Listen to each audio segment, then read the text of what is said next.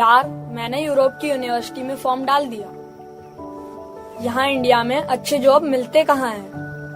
सब कहते हैं फ्यूचर तो बाहर ही है।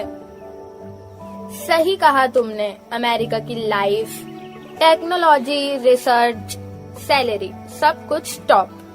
इंडिया में तो बस स्ट्रगल स्ट्रगल और स्ट्रगल।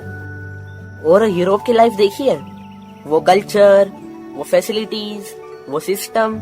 हमारा फ्यूचर वहीं बन सकता है। यहाँ हम क्या करेंगे, बस सपने देखें। देखो ये रिपोर्ट, वर्ल्ड इनोवेशन रैंकिंग में भी इंडिया नीचे है और कंपनियां भी बाहर की ही बड़ी है, तो बाहर जाना ही सही है।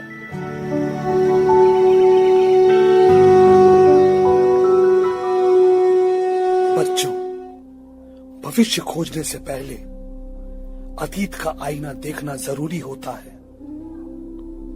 तुम बाहर की धरती को महान कहते हो, पर जानते हो जिस विज्ञान, जिस टेक्नोलॉजी, जिस मेडिकल सिस्टम, जिस गणित पर वो देश खड़े हैं, उनकी जड़ें कहां थी? प्रश्न अच्छे हैं, पर उत्तर समय के गर्भ में छुपा है। यदि सच जानना चाहते हो तो मेरे साथ चलो इस यात्रा पर।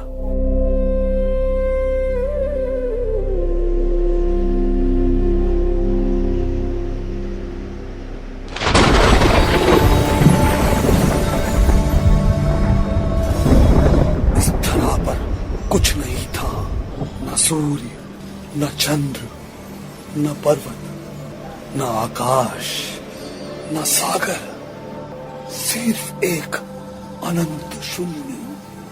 और फिर सृष्टि ने स्वयं को जन्म दिया। यज्ञेन यज्ञम अजयंत देवा। वेदों की सनातन ध्वनि के साथ सृष्टि आगे बढ़ी। समय बीता, सृष्टि ने आकार लिया।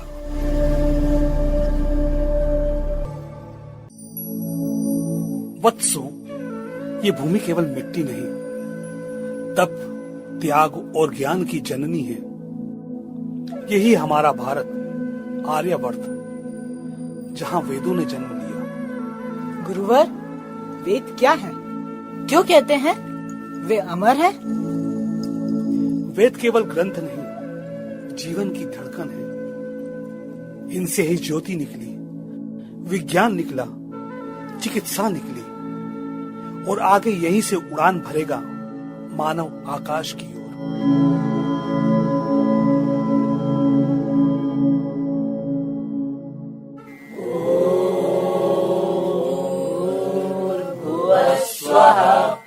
तस्य वितुर्वरेण्यं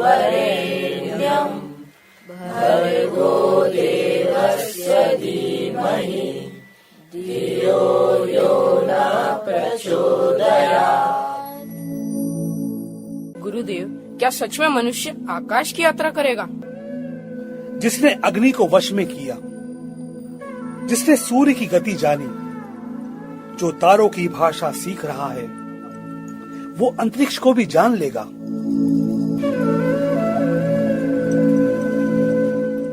इसी ज्ञान की अग्नि से भारत में शुरू हुआ विज्ञान का प्रथम युग। समय बीता, पीढ़ियां बदली, वैदिक ज्योति अब एक विशाल सभ्यता में बदल चुकी थी। हजारों वर्ष पहले जब दुनिया अंधेरे में थी, भारत ज्ञान और विज्ञान का दीपक था।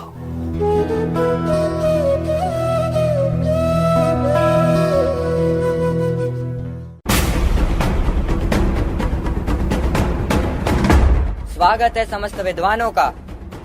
ये नालंदा, जहाँ ज्ञान की कोई सीमा नहीं।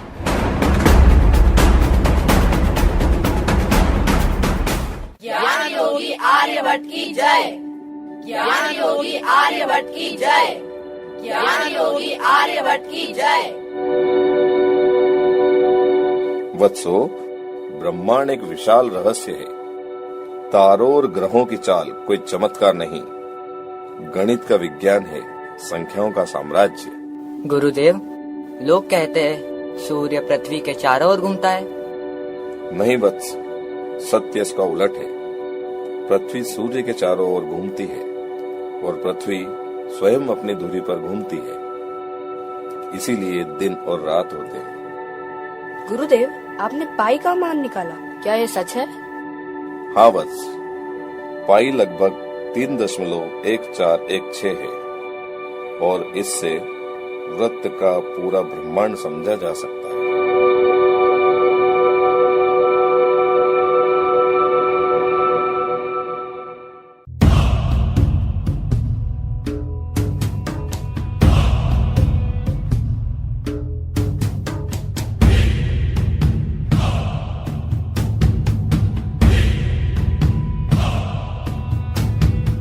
मैं सुश्रुत, अस्त्र शस्त्र का उपयोग मैं अपने शरीर की रक्षा के लिए करता हूँ। जैसे गणित से ग्रहों का रहस्य खुलता है, उसी तरह चिकित्सा से जीवन का पहली प्लास्टिक सर्जरी भारत में हुई।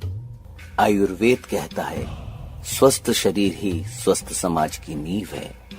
रोग केवल शरीर में नहीं, मन और आत्मा में भी होता है।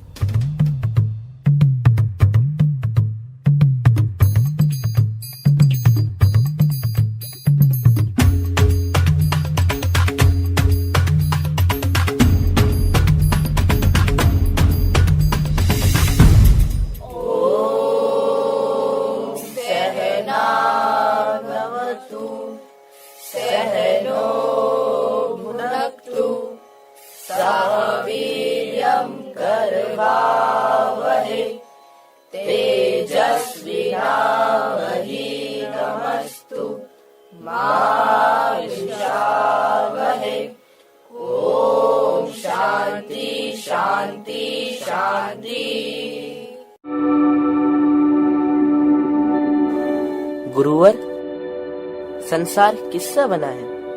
पर्वत, नदियाँ, मनुष्य, जानवर, सबका मूल क्या है? हम देखते हैं कि सब बदलता है। फूल खिलते हैं और मुरझाते हैं। पानी वाष्प बन जाता है, लोहा पिघल जाता है। तो क्या सब कुछ नश्वर है? प्रश्नों के बिना ज्ञान नहीं और ज्ञान के बिना जीवन नहीं। तुमने बहुत बड़ा प्रश्न पूछा है वत्स। देखो, ये रेत टूट सकती है, इसे और छोटा किया जा सकता है, लेकिन एक सीमा के बाद एक ऐसा कण आएगा जिसे और नहीं तोड़ा जा सकता। उस अदृश्य कण को संसार परमाणु नाम देगा और भविष्य का विज्ञान इसी पर खड़ा होगा। परमाणु? क्या उससे पर्वत और शरीर दोनों बन सकते हैं? हाँ वत्स, जिस प्रकार एक शब्द ध्वनियों से बनता है, एक राग स्वरों से और ब्रह्मांड परमाणुओं से, जो वस्तु टूटते टूटते अंत में अविभाज्य रह जाए, वो परमाणु है। वो अनादि है, अनंत है, अविनाशी है, न दिखाई दे, न पकड़ी जा सके, लेकिन वही संपूर्ण सृष्टि का आधार है। लेकिन गुरुवर, बिना देखे हम कैसे मान ले? विज्ञान विश्वास नहीं, प्रयोग और तर्क से जन्म लेता है। आज हम देख नहीं सकते, पर एक दिन मनुष्य ऐसे यंत्र बनाएगा जो परमाणुओं को बांधेंगे और पर्वत को हिला देंगे।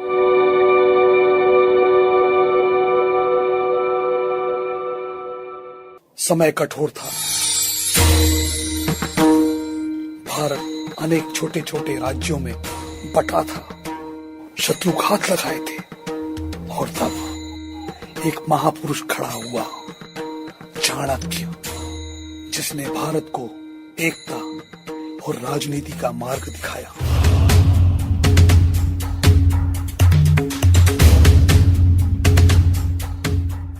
मैं हूं चाणक्य, विष्णुगुप्त और कौटिल्य। राजनीति, कूटनीति, अर्थशास्त्र और नेतृत्व, मैंने अर्थशास्त्र में इन सब का विस्तार लिखा।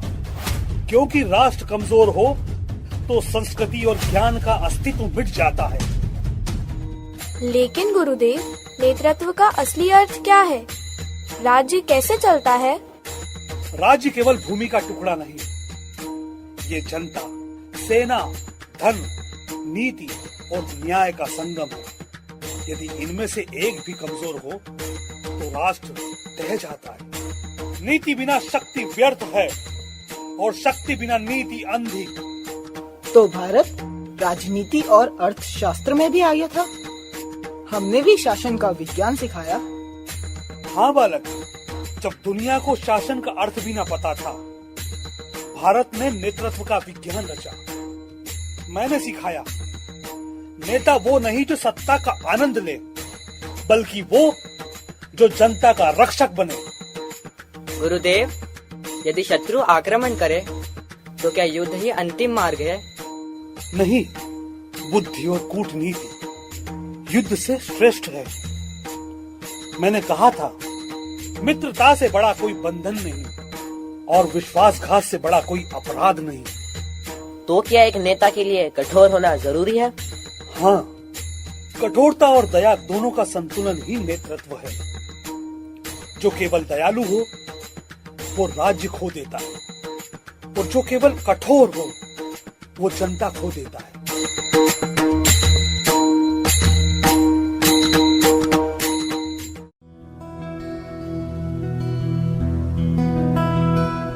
चाणक्य की नीतियों ने चंद्रगुप्त मौर्य जैसे महान शासक को जन्म दिया। आज भी प्रबंधन, रणनीति और अर्थव्यवस्था को दुनिया भर के विश्वविद्यालय पढ़ाते हैं। चाणक्य विश्व के पहले महान रणनीतिकार।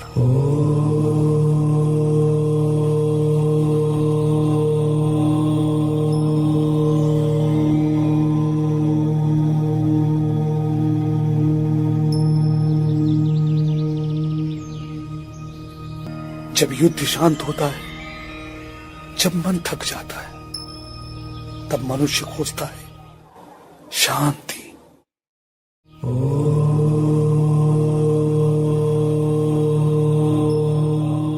और शांति की पहली किरण यहां से निकली, भारत से।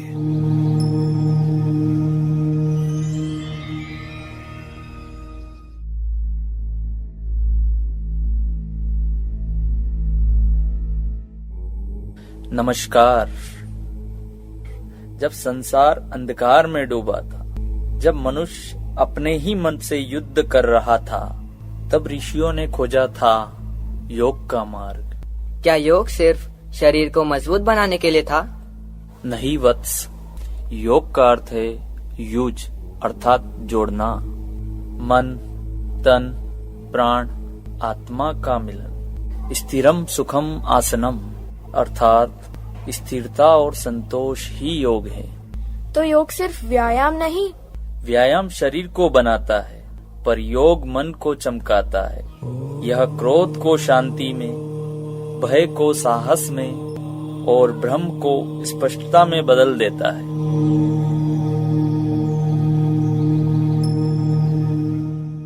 भारत ज्ञान, विज्ञान और अध्यात्म का संगम। इस भूमि ने दुनिया को सिखाया शांति की शक्ति, मन का विज्ञान और जीवन की कला। परंतु ज्ञान की मशाल केवल धरती तक नहीं रुकी। मनुष्य की आंखें अब आकाश की ओर उठ चुकी थी। अंतरिक्ष जिसने मनुष्य को ललकारा, और अब शुरू होगी अंतरिक्ष की कहानी।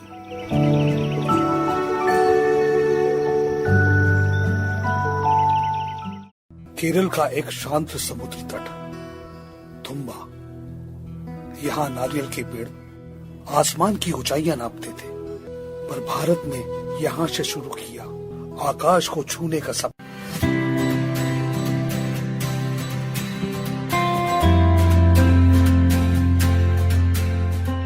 मैं विक्रम साराभाई। मुझे विश्वास है, यदि हम अंतरिक्ष में नहीं गए तो कोई और राष्ट्र हमें वहां ले जाएगा भारत को अपनी राह खुद बनानी होगी। सर, पर हमारे पास साधन नहीं है, बजट बहुत ही कम है। सपने साधनों से बड़े होना चाहिए, साधन सपनों के पीछे आते हैं।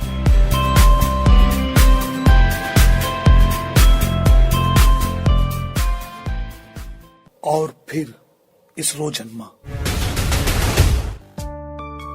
नारियल के पेड़ों से रॉकेट ढोने का सफर एक महान मिशन में बदल गया।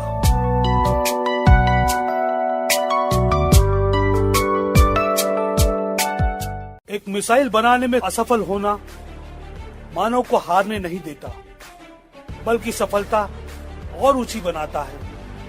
कलाम, तुम्हारे हाथों में भारत का आसमान है, उड़ाओ इसे, उड़ाओ इसे। 5, 4, 3, 2, 1, 0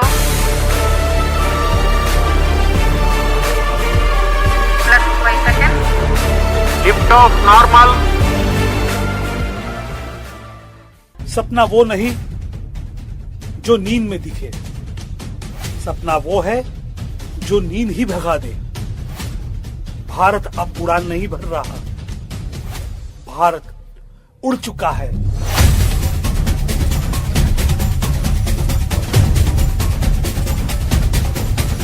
जय विज्ञान, जय इसरो, जय भारत। हमने सोचा था इंडिया में कुछ नहीं है, पर हमने देखा ही नहीं कि हमारी धड़कनों में ही सोने सी चमक छुपी थी। दुनिया आज AI और स्पेस की बात कर रही है, पर हमने तो सदियों पहले सितारों को पढ़ लिया था, धरती का आयुर्वेद समझ लिया था, मन और आत्मा की ताकत पहचान ली थी। हम क्यों भागे? क्यों ना यहीं से कुछ नया शुरू करें? क्यों ना दुनिया को दिखाए कि भारत सिर्फ इतिहास नहीं, भविष्य का नेतृत्व भी कर सकता है।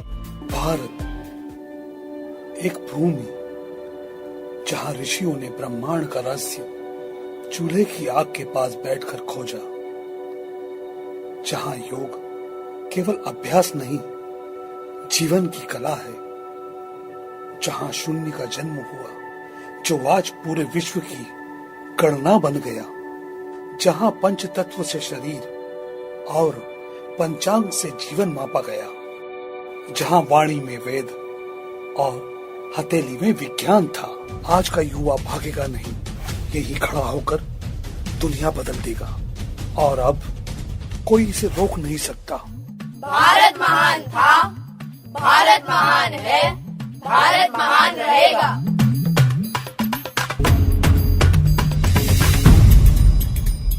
हम सब प्रतिज्ञा करते हैं, भारत को फिर से विश्व गुरु बनाएंगे, जहाँ ज्ञान अख्तियार होगा, विज्ञान पंख होगा और मानव